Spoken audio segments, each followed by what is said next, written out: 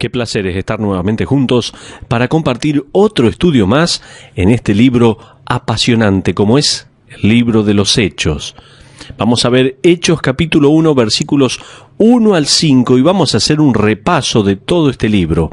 Vamos a comenzar primero diciendo lo que no es el libro de los Hechos. Comenzaremos nuestro estudio del día de hoy con un repaso de lo que no es el libro de los Hechos. Primeramente, no es una historia completa de la iglesia primitiva. El libro de los Hechos cubre los hechos más notables de los 3 primeros años de la iglesia primitiva. Nos brinda poca información acerca de los 11 apóstoles, enfocándose mayormente en Pedro y Pablo. Alguien alguna vez dijo que el libro de los Hechos podría titularse el libro de algunos de los hechos de algunos de los apóstoles. 110 personas son presentadas en el libro de los Hechos, pero se dice poco de ellos. No nos da detalles de la iglesia en Galilea y demás. Jesucristo les dijo a sus discípulos en Juan capítulo 13, versículo 35, «En esto conocerán todos que sois mis discípulos, si tuviereis amor los unos con los otros». En otras palabras, el mundo reconocería a sus discípulos por el amor que ellos tuviesen unos por los otros. Mientras el libro de los Hechos nos presenta a la iglesia local, la marca distintiva de la iglesia es el amor. Sin embargo, la palabra amor no se menciona en este libro. La palabra no está escrita en el libro ni siquiera una vez, pero es obvio que el amor estaba presente. Recuerde que a pesar de que el libro de los Hechos no nos dice todo lo que quisiéramos saber acerca de la iglesia primitiva, Dios nos ha dicho todo lo que necesitamos saber. Estamos pensando en lo que no es el libro de los Hechos. Primero dijimos, no es una historia completa de la iglesia primitiva. En segundo lugar, el libro de los Hechos no es la teología completa de la doctrina de la iglesia. Lucas, el autor, era un historiador, no un teólogo. Él menciona varios puntos teológicos, pero no amplía en ellos. Un ejemplo clásico de ello lo vemos en el capítulo 2 de Hechos. Lucas cuenta, sin contexto ni comentario, las palabras de Pedro en el versículo 38. Arrepentíos y bautícese cada uno de vosotros en el nombre de Jesucristo para perdón de los pecados. Más adelante, en el capítulo 16, versículo 31, Pablo le dice a un carcelero filipense lo que tenía que hacer. Cree en el Señor Jesucristo y serás salvo. En el capítulo 16, Lucas simplemente relata que Pablo y Timoteo se circuncidaron por cuenta de los judíos, a pesar de que en el capítulo anterior el consulado de Jerusalén había dictaminado que la circuncisión no era obligatoria. Varias veces leemos que personas recibieron el bautismo del Espíritu Santo un tiempo después de haber creído en el Señor Jesucristo, mientras que Pablo le deja bien en claro a los corintios que el bautismo y la conversión ocurren simultáneamente. De hecho, es imposible ser salvo sin experimentar el bautismo inmediato del Espíritu Santo. Gran parte de la confusión hoy en día entre estos movimientos que aplican selectivamente ciertos pasajes del libro de los Hechos a su propio ministerio se debe a que el libro de los Hechos no es la última palabra. Los movimientos carismáticos, también el de la Viña, la Tercera Ola, la Segunda Bendición y otros, ven al Espíritu Santo como un poder que desciende sobre el creyente. Les enseñaré que el Espíritu Santo es una persona que ya mora en cada creyente. El problema no es que necesitamos más del Espíritu Santo. El problema es que el Espíritu Santo necesita más de nosotros. Como creyentes ya tenemos todo de Él, pero Él no tiene todo de nosotros. El libro de los Hechos debe ser estudiado cuidadosamente y ser visto como un libro divinamente inspirado, autoritario, inerrante, inefable, puente entre el ministerio de Cristo y la doctrina de la Iglesia. Es un libro de transición, no de teología. Espero que esto quede bien claro. Y estamos marcando aquí, en este repaso del libro de los Hechos, lo que el libro de los Hechos no es. Dijimos, primeramente, no es una historia completa de la iglesia primitiva. Segundo, no es la teología completa de la doctrina de la iglesia. Y en tercer lugar, el libro de los Hechos no es la última palabra en cuanto a la vida cristiana. Si solamente se limita a leer el libro de los Hechos sin estudiar las epístolas, las cuales fueron escritas por los apóstoles a la iglesia primitiva, quedará muy confundido con respecto a la esencia y práctica de la vida cristiana. Esto mismo ocurre con muchos pasajes de las Sagradas Escrituras. Por lo tanto, somos exhortados a comparar pasaje con pasaje, y su interpretación del libro de los Hechos va a determinar muchas de las cosas que usted buscará experimentar en la vida cristiana. Le voy a dar un ejemplo. Si la evidencia del poder de Dios se manifiesta por medio de atar a los demonios, entonces quiero hacerlo yo también. Me gustaría saber cuánto tiempo demora la atadura. ¿1 hora? ¿1 semana? También me gustaría saber si atar los demonios en mi vida causaría que los mismos fueran atados en la vida de otros. De hecho, dado que Cristo vive en mí y Él es mayor que Satanás, ¿será que puedo atar a Satanás y así no ser jamás tentado? No quiero ser malinterpretado. Si esto es una solución, quisiera hacerlo. Créame. Si hablar en lenguas es muestra del dominio del Espíritu Santo, quisiera hacerlo. Si el poder de sanar toda y cada una de las enfermedades es una muestra de fe y del poder del Espíritu, ¿no cree que me gustaría hacerlo también? Todas estas cosas ocurrieron en el libro de los Hechos. Si se supone que estas cosas deban estar pasando en su vida o iglesia, entonces el hecho de que yo esté enseñando lo contrario no significa que nos estemos perdiendo la bendición de Dios hoy, sino que también un día, cuando yo esté en la presencia de Dios, me avergonzaré delante de Él. En el programa anterior hablé un poco sobre los problemas que estamos teniendo con algunos movimientos hoy en día, movimientos que selectivamente aplican literalmente los eventos del libro de los Hechos. En otras palabras, los pasajes son solo los que ellos escogen, pero ninguno aplica todos los pasajes literalmente.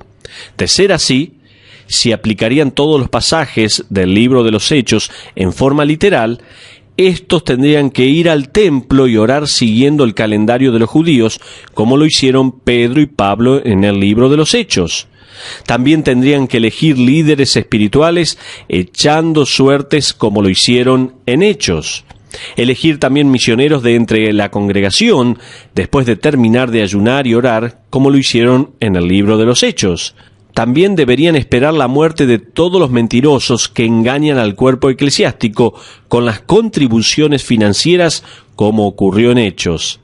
También deberían esperar que los ángeles liberen a todos los prisioneros religiosos, como lo hicieron en Hechos. Y también deberían esperar, en caso de que yo predique tan largo, que alguno muera escuchándome, que yo lo resucite de la muerte, como Pablo hizo en el libro de los Hechos. El libro de los Hechos debe estudiarse con mucho cuidado. Con mucho cuidado debe estudiar el libro de los Hechos. Pero ahora me gustaría mostrarle lo que sí veremos en el libro de los Hechos. Nos preguntamos, ¿qué encontraremos en un estudio profundo del libro de los Hechos?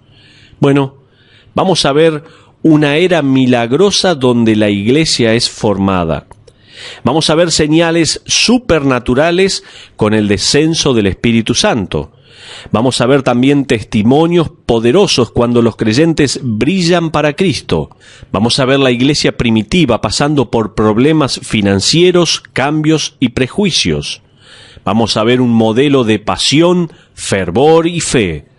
y seremos confrontados con el compromiso de la iglesia primitiva que, sin gozar de la tecnología y comodidades de estos tiempos, llevó el Evangelio a toda Asia, como dice el capítulo 19.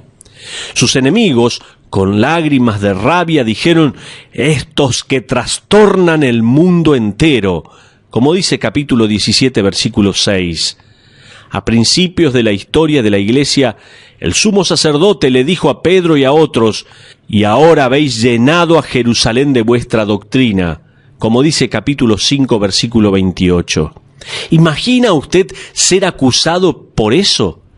Ha llenado la ciudad con el Evangelio. ¿Imagina que se lo acuse de esta manera? La pregunta no es ¿qué tan grande es tu iglesia? La pregunta es ¿qué tan grande es tu ciudad y si ya la alcanzaste con el Evangelio? Quiero que nuestro estudio del libro de los Hechos cause una revolución en nosotros para que también seamos encontrados culpables de llenar nuestra ciudad con el Evangelio. ¿Qué le parece? Ahora bien, volquemos toda nuestra atención a la exposición del libro de los Hechos, o lo que es el mismo libro, el libro de las acciones. Veremos el capítulo 1, versículos 1 al 2 en su primera parte. Dice la Biblia: en el primer tratado, oh Teófilo, hablé acerca de todas las cosas que Jesús comenzó a hacer y a enseñar hasta el día en que fue recibido arriba.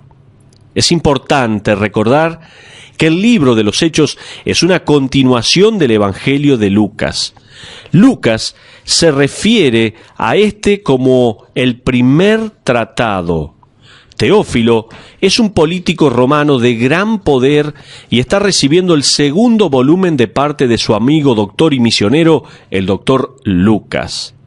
Pero vamos a ver también en todo esto una advertencia vigorosa del Señor Jesús. Ahora bien, fíjese en esta advertencia vigorosa del Señor Jesús en el versículo 2b. Dice la Biblia: después de haber dado mandamientos por el Espíritu Santo a los apóstoles que había escogido. ¿Qué les mandó hacer? Mire el versículo 4. Dice: y estando juntos, les mandó que no se fueran a Jerusalén, sino que esperasen. ¿No le parece interesante que la primera instrucción que Jesús le dio a sus discípulos fue que esperasen? ¿No les llama la atención esto? Intenté comprender la necesidad de esta instrucción. Jerusalén era el pueblo que había crucificado a su líder. Los discípulos eran rechazados y repudiados. Los líderes odiaban sus creencias. Recordemos también que su tierra estaba muy lejos de Galilea. Sus familiares, esposas e hijos y sus negocios estaban en otra región. Lo único que explica la presencia de los apóstoles en Jerusalén en el tiempo de Pentecostés era que ellos estaban obedeciendo la orden de Cristo de esperar. Pero no solo hay una advertencia, sino también una afirmación firme del Señor Jesucristo. Esto nos lleva a hacernos la siguiente pregunta: ¿qué es lo que están esperando? A eso se refiere la afirmación dada por el Señor Jesucristo. Veamos los versículos 4b y 5 del capítulo 1. Dice la Biblia: sino que esperasen la promesa del Padre, la cual les dijo: oísteis de mí. Porque Juan ciertamente bautizó con agua, mas vosotros seréis bautizados con el Espíritu Santo dentro de no muchos días. Los apóstoles esperaron por 10 días para ser exactos. Jesús les había prometido en Juan capítulo 16 que después de que Él ascendiera, el Espíritu Santo descendería. Entonces, en Hechos capítulo 2, vemos el acontecimiento histórico conocido como Pentecostés.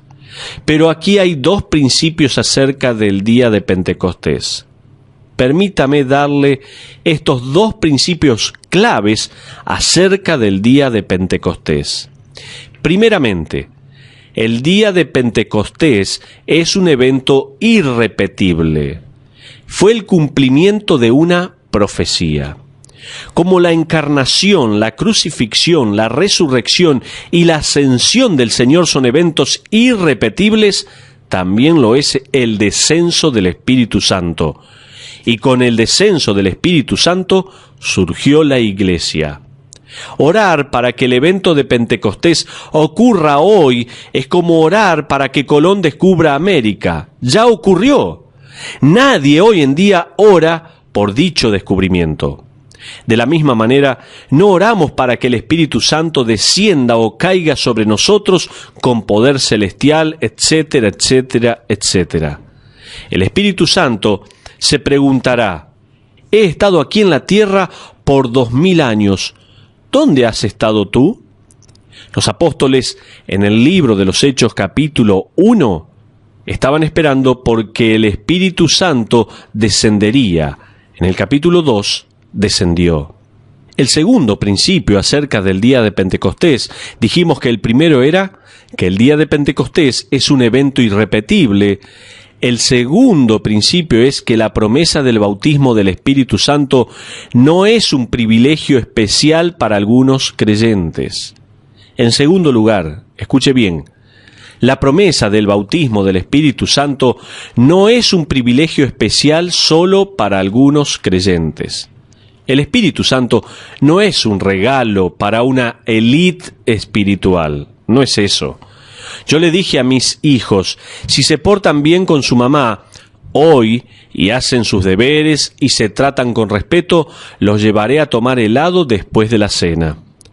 Los expertos dicen que no debemos chantajear a nuestros hijos, pero no los estoy chantajeando. Solo les estoy diciendo, si se portan bien, vamos a la heladería, si se portan mal, se van a acostar. Los expertos deben aprender más sobre el poder del helado. Afortunadamente, Dios no hace lo mismo con su Espíritu Santo. Él no nos dice, si oraras largo y tendido, si lloraras, si eres muy bueno, te daré una probadita del Espíritu Santo. Él no dice eso. El bautismo del Espíritu Santo es una experiencia una vez y para siempre. De hecho, Pablo nos escribe en Tito capítulo 3 versículos 5 y 6 de esta manera. Escuche bien. Nos salvó no por obras de justicia que nosotros hubiéramos hecho, sino por su misericordia, por el lavamiento de la regeneración y por la renovación en el Espíritu Santo, el cual derramó en nosotros abundantemente por Jesucristo nuestro Salvador. Todo aquel que haya recibido a Cristo ha recibido el Espíritu Santo. Vamos a ver también algo interesante, como es la última aparición de Jesús. Todas las promesas de Jesús acerca del Espíritu Santo dependen de su resurrección. Si Él no resucitaba, no hubiera ascendido, y si no hubiera ascendido, el Espíritu Santo no podía descender. Sin la resurrección de Cristo, el cristianismo fuera una religión de promesas incumplidas. Sin la resurrección de Cristo, el mundo estaría sin la iglesia estaría sin testigos. Los historiadores dicen que en el año en que nuestro Señor fue crucificado, otros 30.000 fueron ejecutados por el gobierno romano de la misma manera. La muerte por crucifixión fue creada para los persas. Era la manera de matar a alguien sin que la experiencia de la muerte tuviera contacto directo con su diosa, la Madre Tierra. Para lograrlo, colgaban a la persona a cierta distancia de la tierra. Un tiempo después, los romanos perfeccionaron la crucifixión para así convertirla en la forma más agonizante y terrible de morir. En San Juan, capítulo 20, los discípulos estaban encerrados en un cuarto aterrorizados también porque podrían ser ellos los próximos en llevar la cruz sobre sus espaldas. Estaban derrotados ante el hecho que su líder estaba muerto y enterrado. Warren Wiersbe escribió esto: si Jesús estaría muerto, la iglesia estaría muda. Me gusta esta frase. Si Jesús estaría muerto, la iglesia estaría muda. En Hechos capítulo 5 los apóstoles fueron apresados y se les ordenó que no hablaran de Cristo nunca más. Aún así, en el versículo 29b, ellos declaran lo siguiente: es necesario obedecer a Dios antes que a los hombres. ¿Qué los transformó de cobardes en valientes? ¿Se puso a pensar alguna vez esto? Estaban obedeciendo la encomienda que se les había dado personalmente, no por el hombre moribundo, sino por el Dios viviente que se les apareció ya resucitado. Sin la resurrección de Jesucristo, el pecado no tendría perdón. Sin la resurrección de Jesucristo, la iglesia no tendría ordenanzas. Sin la resurrección de Jesucristo, los cristianos no tendrían esperanza. Y sin la resurrección de Jesucristo, la eternidad no tendría cielo, y la lista puede continuar. Por eso, al principio del libro de los Hechos, el doctor Lucas escribe sobre la resurrección de Cristo. Y está hablando aquí de la confirmación de la resurrección de Cristo. En el versículo 3 del capítulo 1 de Hechos, Lucas le va a decir a Teófilo que Jesús personalmente confirmó su resurrección en dos maneras diferentes. En primer lugar, una confirmación visual. En segundo lugar, una confirmación verbal. Como decíamos, en primer lugar, la confirmó visualmente. Vemos el versículo 3 en su primera parte. Dice así la Biblia: a quienes también después de haber padecido se presentó vivo con muchas pruebas indubitables, apareciéndoseles durante 40 días. La palabra prueba era muy usada en Grecia por los escritos de publicaciones médicas. Se puede traducir como evidencia demostrativa. Y Lucas está diciendo que esta es una prueba infalible. Lo vieron, lo tocaron al Señor. Si unimos estas pistas a los evangelios, descubrimos que la aparición de Cristo ocurrió en muchos lugares y momentos diferentes a diferentes personas. Algunas veces se apareció en la noche, al amanecer, y una vez al mediodía. A veces se le apareció a una persona, otras veces a unos cuantos y otras veces a cientos. Se apareció en el mar, en la ciudad, en una montaña, en una habitación y también una vez en el camino. Pablo también nos escribe en 1 Corintios capítulo 15 que Jesús se le apareció a Cefas en el versículo 5, después a los 12 también en el mismo versículo, después a más de 500 hermanos a la vez, versículo 6, después a Jacobo, dice el versículo 7, y a mí, al apóstol Pablo, en el versículo 8. Es como si Pablo escribiera: ¿quieren pruebas que Jesús está vivo? Solo pide una de las pruebas más contundentes en un juicio: testigos visuales. Es como si Lucas dijera: Teófilo, la resurrección de Jesucristo ha sido demostrada indiscutiblemente y hay testigos visuales. Pero no solo hay una confirmación visual, sino también una confirmación verbal. En segundo lugar, Cristo confirmó su resurrección verbalmente. Note la última frase del versículo 3 del capítulo 1 del libro de los Hechos. Hechos, capítulo 1, versículo 3. Y hablándoles acerca del reino de Dios, dice allí la última frase del versículo 3.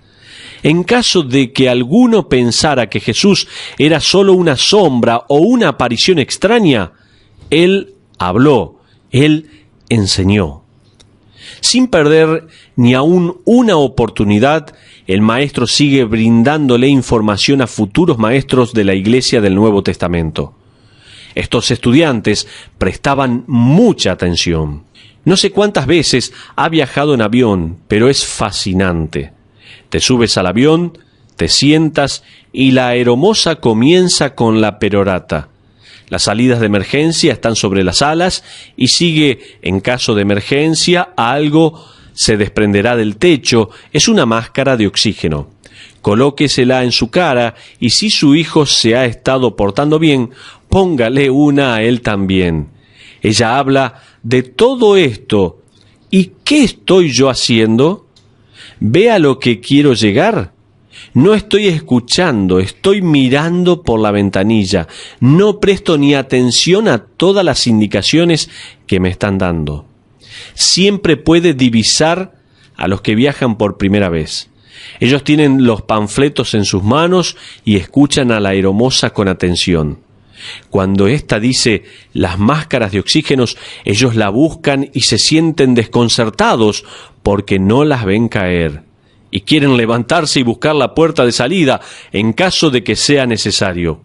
Cuando la aeromoza dice el flotador, refiriéndose a la almohadilla donde van sentados, que servirá como salvavidas en caso de necesidad, ellos quieren probárselo para asegurarse de que es de su talla. Así son los que viajan por primera vez en avión. Recuerdo cuando viajé con mi esposa en su primer viaje en avión. Yo me senté del lado de la ventanilla. Esto muestra lo egoísta que soy. Escogí el asiento de la ventanilla. Comenzó la aeromoza con la charla y yo comencé a mirar por la ventana. Le dije a mi esposa, mi amor, mira aquello. Y sentí el codazo en mis costillas. Ella me dijo, shh, ponle atención a la aeromoza. Me hizo escuchar todo el discurso. Les garantizo que si al mirar por la ventanilla veo fuego saliendo de los motores, todos estaríamos como locos buscando los panfletos. ¿Por qué? Porque entonces sí los necesitaríamos. En ese momento queremos localizar las salidas de emergencia, queremos probarnos los salvavidas. ¿Por qué? ¿Se preguntó alguna vez? Porque hay una emergencia y ahora sí necesito saber dónde está todo y cómo funciona. Los discípulos habían pasado 3 años con Jesucristo. Lo habían escuchado hablar de su muerte y del rechazo de su pueblo. Lo habían escuchado todo. Entonces, ¿por qué el Señor Jesús tuvo que regresar y pasar 40 días más enseñándoles nuevamente acerca del reino y todo lo que había de acontecer? ¿Por qué? Porque ahora ellos estaban listos. Eran todo oído porque necesitaban saber. Francamente, creo que los discípulos aprendieron más en el transcurso de estos 40 días que en los 3 años anteriores. No cometieron ningún error. Pedro no estaba buscando oportunidad de interrumpir. Santiago y Juan no estaban preocupándose por quién sería el mejor. Ellos estaban expectantes, absorbiendo cada cosa que el Señor decía. Estudiaremos sobre las últimas palabras de Jesús a los discípulos en una edición futura. Pero ya para ir terminando, quiero mostrarles 2 verdades para el cristiano de hoy. Vinieron a mi cabeza 2 pensamientos cuando traté de imaginarme la emoción y el sentimiento de estos 40 días. Permítame compartirle 2 principios que pueden ser aplicados en la vida del cristiano hoy en día.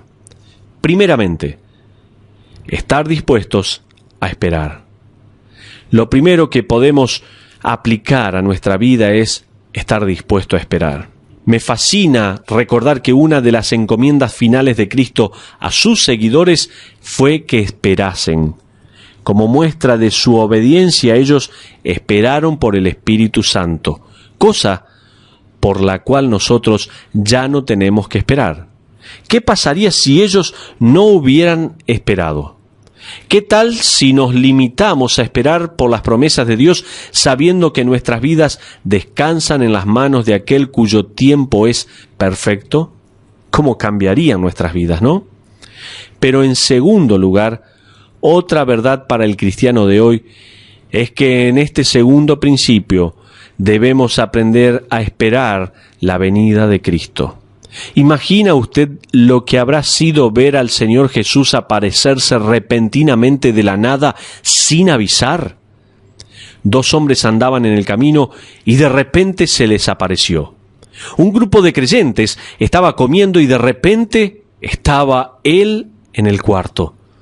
Unos estaban pescando y de repente él aparece en la orilla.